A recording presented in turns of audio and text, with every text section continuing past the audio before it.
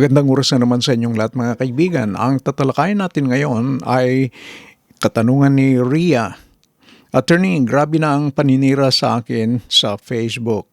Sirang-sira na ako sa mga nakakabasa sa post. Kumplito ako ng ebidensya kasama dito ang screenshots at account profile ng naninira sa akin. Ang aking problema, attorney, siya ay kamag-anak mismo ng aming barangay chairman.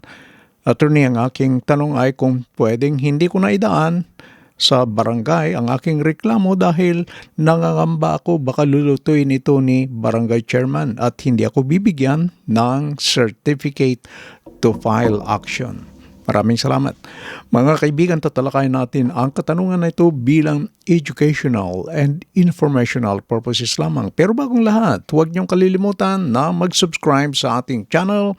Please like, comment, and share. Pag-click na rin ang notification bell para hindi niyo makaligtaan ang mga bago at susunod nating video. Balik sa ating topic. Ano ba ang mga kasong dapat na idaan sa barangay? Halos lahat ng mga hindi pagkakaunawaan sa civil at bawat kriminal na paglabag na mapaparusahan ng pagkakulong ng hindi higit sa 1 taon o multa ng hindi higit sa 5,000 pesos ay subject dadaan sa katarungang pambarangay para sa amicable settlement. Pero dapat ang mga kasangkot na mga individual ay naninirahan sa parihong lungsod o kaya'y parihong municipality.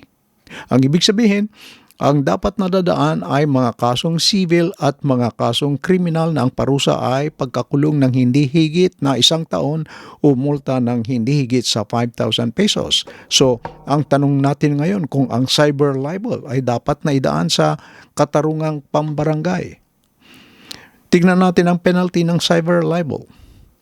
Ang cyber libel ay may mas mabigat na parusa kaysa sa traditional na libel. Ang parusa para sa cyber libel ay 1 degree na higher, mas mataas kaysa sa traditional libel. Ang traditional na libel ay maaaring parusahan ng multa o may kasamang pagkakulong. Para sa traditional na libel, ang nagkasala ay maaaring makulong ng 6 na buwan at 1 araw hanggang 4 na taon at 2 buwan.